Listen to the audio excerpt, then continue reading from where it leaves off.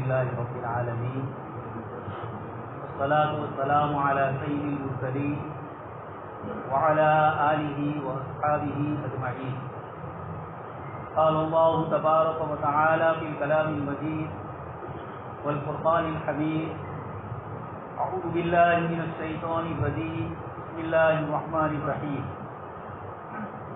وأنكحوا الأيام منكم والصالحين من عبادكم وإمائكم إن يكونوا فقراء يغنهم الله من فضله والله واسع عليم. وقال النبي صلى الله عليه وسلم: يا معشر الشباب من استطاع منكم الباءة فليتزوج فإنه أغض للبصر وأحسن للفرج ومن لم يستطع فعليه بالصوم فإنه له وجاء. صدق الله العظيم وصدق رسوله النبي الكريم ونحن على ذلك لمن الشاهدين والشاكرين والحمد لله رب العالمین. محترم و مکرم حضرات علماء کرام اور ایمان والے بھائی، اللہ تبارک و تعالیٰ نے یہ پوری کائنات جو بنائی یہ انسانوں کے فائدے کے لیے بنائی. آسمان و زمین کی جتنی بھی مخلوقات ہے یہ سب کی سب اللہ تبارک و تعالیٰ کی طرف سے حضرت انسان کو کسی نہ کسی اعتبار سے فائدہ پہنچاتی. دوستوں اور بزرگوں، اللہ پاک نے یہ نعمتیں پیدا فرمائی. قرآن کریم میں اللہ پاک نے بار بار یہ ارشاد فرمایا: وَالَّذِي خَلَقَ لَكُمْ جَعَلَ لَكُمْ، کہ اللہ پاک کی ذات عالی وہ ہے جس نے تمہارے لیے فلاں فلاں نعمت کو پیدا فرمایا. پورا قرآن کریم اللہ پاک کی نعمتوں سے بھرا پڑا، خاص کر کے سورہ نحل اور سورہ انعام اور اسی طرح سورہ رحمان اللہ تبارک و تعالیٰ نے مختلف نعمتوں کا ذکر فرمایا. یہ حضرت انسان کے لیے اللہ تبارک و تعالیٰ کی طرف سے یہ انتظام ہوا کہ جو چیزیں اللہ نے پیدا فرمائی، جن نعمتوں کو اللہ تبارک و تعالیٰ نے دنیا میں پیدا فرمایا، انسانوں کے دل کی لالچ اور حرص ان چیزوں کی طرف رہی. انسان کے دل میں ان چیزوں کی محبت پیدا ہوئی. زُيِّنَ لِلنَّاسِ حُبُّ الشَّهَوَاتِ، اللہ پاک نے انسانوں کے دلوں کے اندر چیزوں کی محبت ڈالی. پھر اللہ پاک نے عورتوں کا ذکر فرمایا: وَالْقَنَاطِيرِ الْمُقَنطَرَةِ، اللہ پاک نے روپیے پیسوں کا ذکر فرمایا. وَالْخَيْلِ الْمُسَوَّمَةِ، گھوڑوں کا ذکر فرمایا. آج کی عمدہ گاڑیاں، اس کی طرف اشارہ فرمایا. یہ ساری نعمتیں اللہ پاک نے انسانوں کے لیے پیدا فرمائی. لیکن ان نعمتوں کا استعمال کس طریقے سے کیا جائے، اس کے لیے اللہ پاک نے حضرات انبیاء کرام علیہ السلام کو بھیجا اور انہوں نے انسانوں کو یہ نعمتیں کس طریقے سے استعمال کی جائے اس کا طریقہ سکھایا. کھانا پینا، ضروریات زندگی کی جتنی چیزیں ہیں، انسان کی اپنی طبیعی اور نیچر کی جو خواہش، جس کو سیکس اور جس کو جنسیات سے تعبیر کیا جاتا ہے، اللہ تبارک تعالیٰ نے اس کے لیے بھی قرآن کریم میں اور احادیث مبارکہ میں آپ صلی اللہ علیہ وسلم نے بہت تفصیل فرمائی. آپ کے سامنے میں نے آیت پڑھی، اللہ تبارک تعالیٰ نے اس میں اور اس کے علاوہ بہت ساری آیتوں میں اللہ تبارک تعالیٰ نے نکاح کا ذکر فرمایا. ایک اور آیت میں اللہ پاک نے ارشاد فرمایا: وَلَقَدْ أَرْسَلْنَا رُسُلًا مِّن قَبْلِكَ وَجَعَلْنَا لَهُمْ أَزْوَاجًا وَذُرِّيَّةً. آپ صلی اللہ علیہ وسلم کو ارشاد فرمایا کہ آپ سے پہلے ہم نے بہت سارے انبیاء کرام علیہ السلام بھیجے اور ان کو بیوی بچوں والا بنا.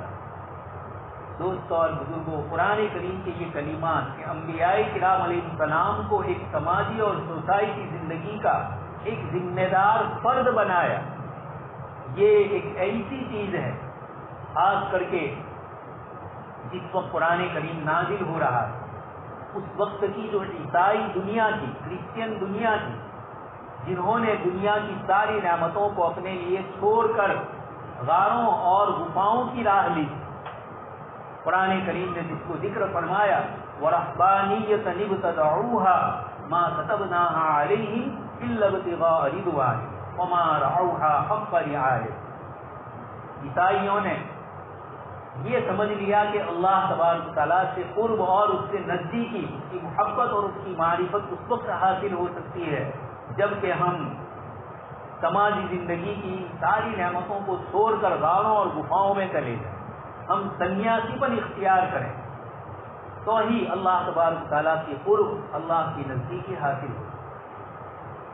حضرت مولانا سید ابو الحسن علی ندوی رحمۃ اللہ علیہ اپنی کتاب انسانی دنیا پر مسلمانوں کے عروج و زوال کا اثر، اس میں آپ نے اس وقت کی عیسائی دنیا کا ایک نقشہ ذکر فرمایا اور یہ فرمایا کہ نوجوان لڑکے اور لڑکیاں سماجی زندگی چھوڑ کر غاروں اور پہاڑوں کی راہ لیتی.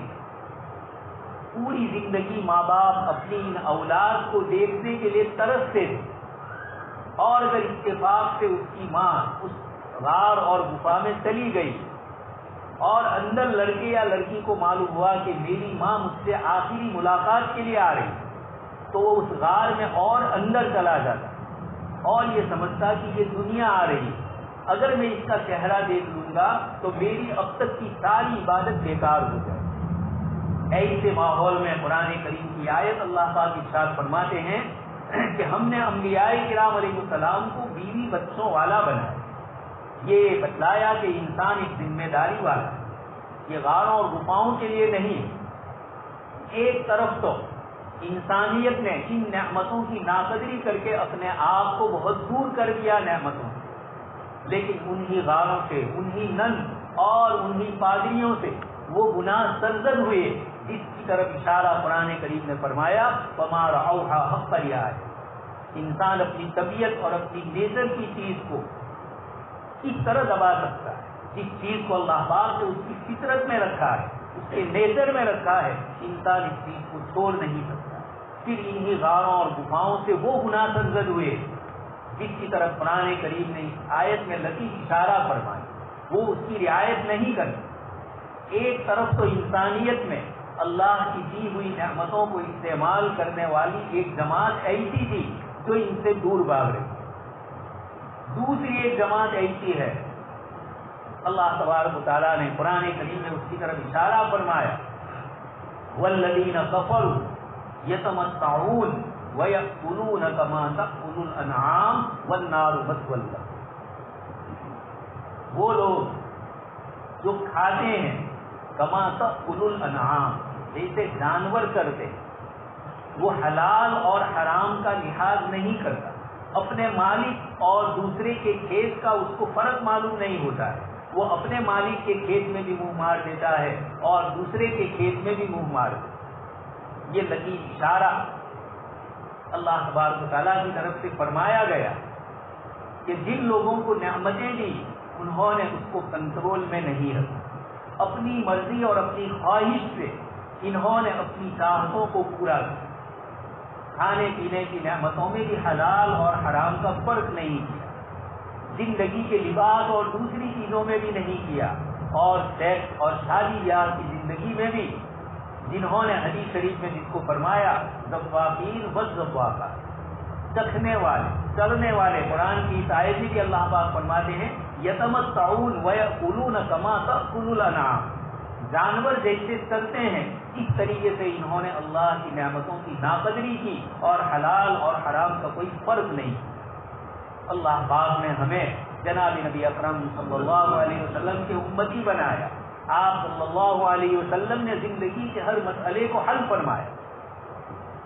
یوروپ کی جو عورتیں اسلام میں داخل ہو رہی وہ یہ کہتی ہے کہ یوروپ میں اسلام کے متعلق یہ کہا گیا تھا، خاص کر کے امریکہ میں، کہ مسلمان عورتوں کا کوئی لحاظ نہیں کرتے، عورتوں کو باندھی اور غلاموں کی طرح، جانوروں کی طرح ان کے ساتھ مسلمانوں کے یہاں سلوک ہوتا ہے.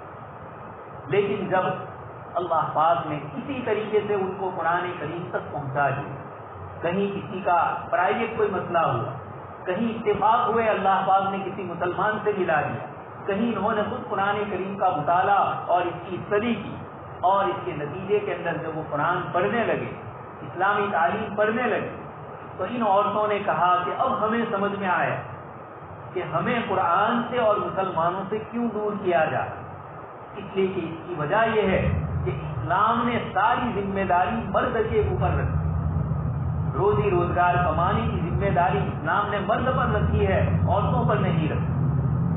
اور یورپ کے مردوں نے ہمیں بیوقوف بنایا، ہمیں آزادی کے بہانے باہر نکالا اور باہر نکال کر ہم سے وہ کام لیے جو مردوں کی ذمہ داری. ہمیں آفسوں میں، ملازمتوں میں دن سے لے کر صبح سے لے کر شام تک ہمیں آفسوں میں کام کرنا پڑتا ہے، اور شام کو آ کر گھر، بچوں کے کھانے پینے کا انتظام، بچوں کی اور دوسری ضروریات کا انتظام بھی ہمیں کرنا پڑتا ہے. تو یورپ کے مردوں نے ہمیں بیوقوف بنا کر گھر سے باہر نکال کر آزادی کے عنوان سے ہم سے وہ کام لیا جو مردوں کی ذمہ داری. اسلام نے یہ بتلا دیا کہ یہ مردوں کی ذمہ داری ہے، عورتوں کی ذمہ داری.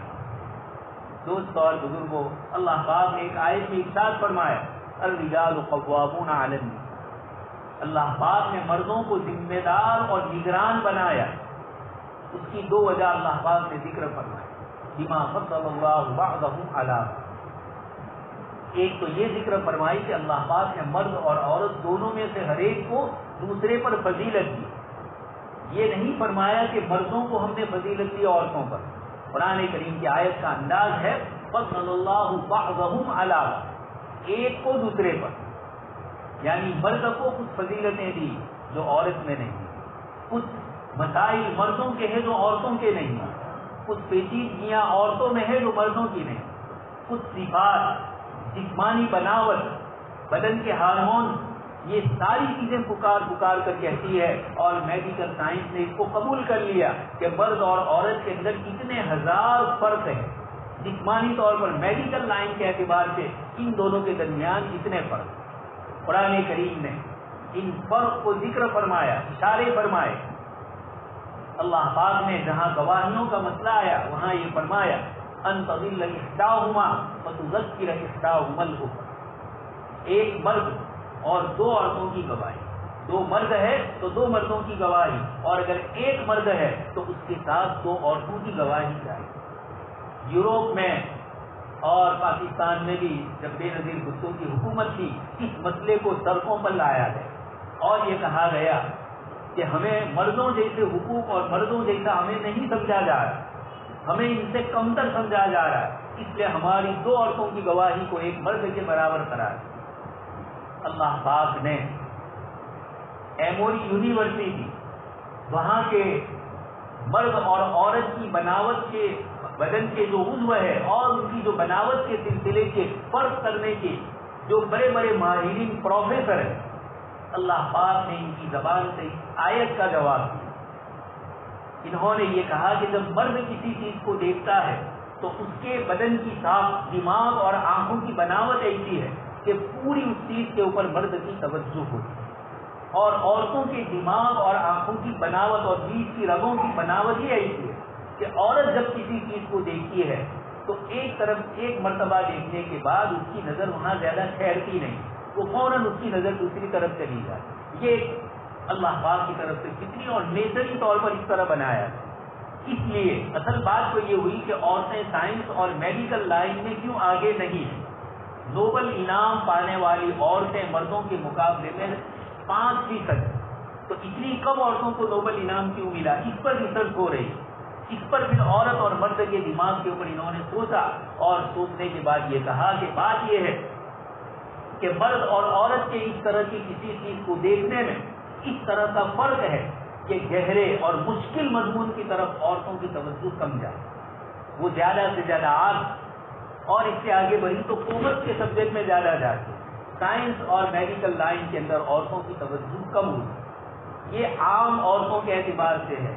اگر کوئی 2-4 عورتیں ماہرین ہو گئی اس فن کے اندر اس کا اعتبار نہیں ہوتا، عام عورتوں کے اعتبار سے گفتگو.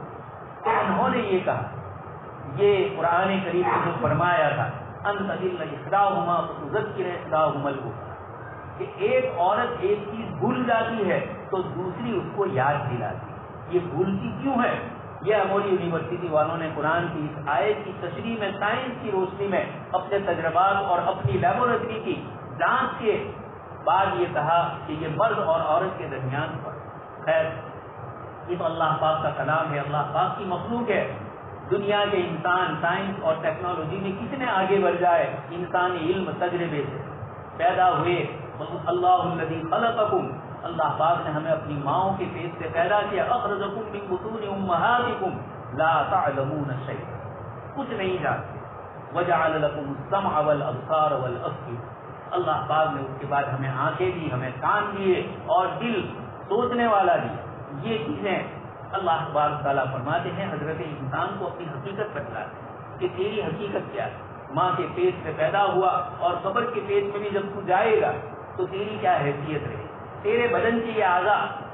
کورونا وائرس نے دنیا بھر میں ہمیں بتلا دیا کہ کس طریقے سے انسانی جسم کی بناوٹ ہے اور کس طریقے سے اللہ تبارک و تعالیٰ بڑی سے بڑی بیماری کس طریقے سے انسانوں کے درمیان ڈال کر انسان کو اپنی خدائیت کا استحضار کرتا ہے۔ تو دوست اور بزرگ، جناب نبی اکرم صلی اللہ علیہ وسلم نے ہمیں وہ پاکیزہ طریقہ عنایت فرمایا کہ آج کثرت سے لوگ اسلام میں داخل ہو رہے ہیں۔ یوروپ کے بڑے پڑھے لکھے اسلام میں داخل ہو رہے ہیں۔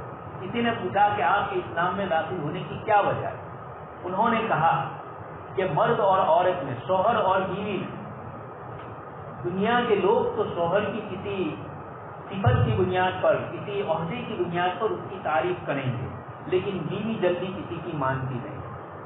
بیوی کے لیے تو وہ شوہر ہی ہوتا ہے، ڈاکٹر صاحب ہو، انجینئر ہو، اس کے دل میں وہ قدر نہیں ہے۔ انہوں نے یہ کہا کہ اس کی وجہ یہ ہے کہ عورت شوہر کی گھر کی رازدار ہو، وہ اپنے شوہر کی جو کمزوری ہوتی ہے، ویکنیس ہوتی ہے جس لائن میں، اس کمزوری کو وہ جانتی ہے، جبکہ دوسرے لوگ نہیں جانتے۔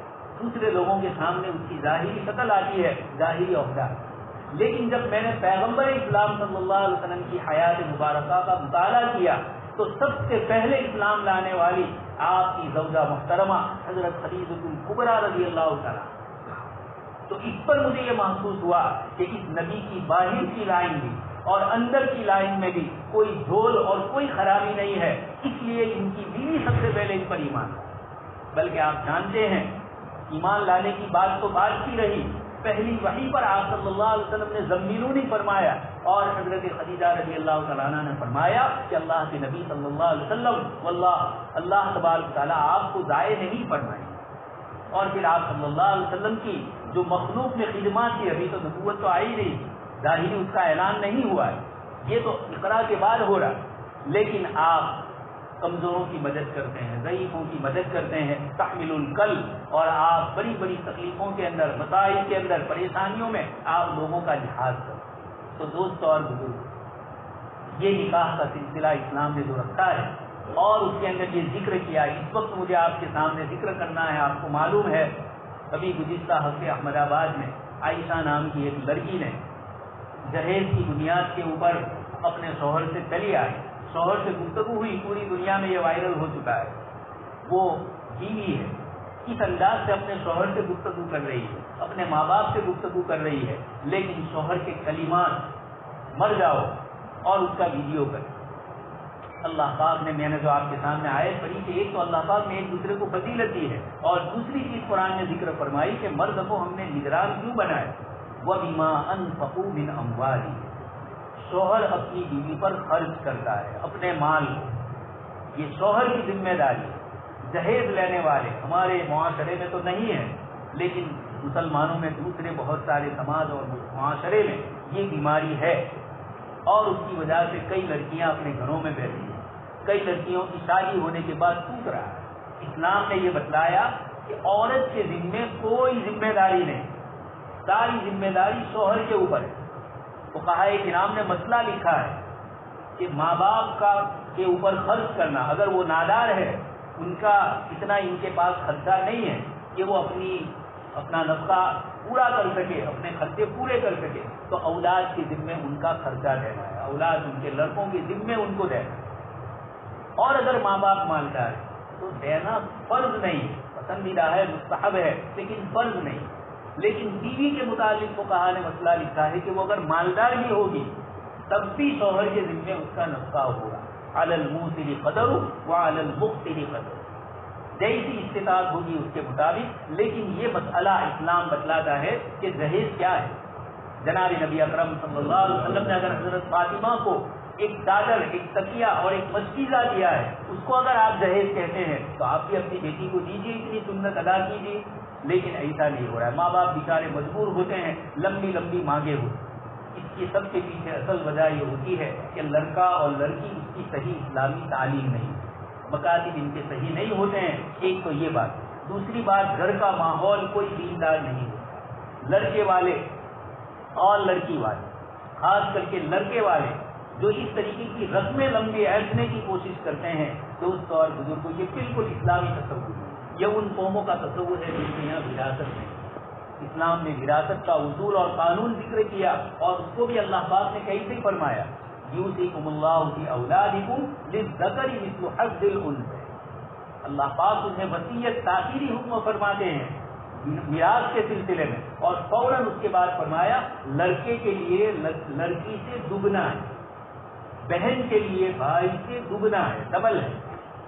یہ نہیں فرمایا کہ لڑکی کے لیے اس کے بھائی سے آدھا ہے، یہ بھی قرآن فرما سکتا تھا، لیکن یہ فرمایا کہ لڑکے کے لیے اپنی بہن سے ڈبل ہے. للذکر مثل حظ الانثیین.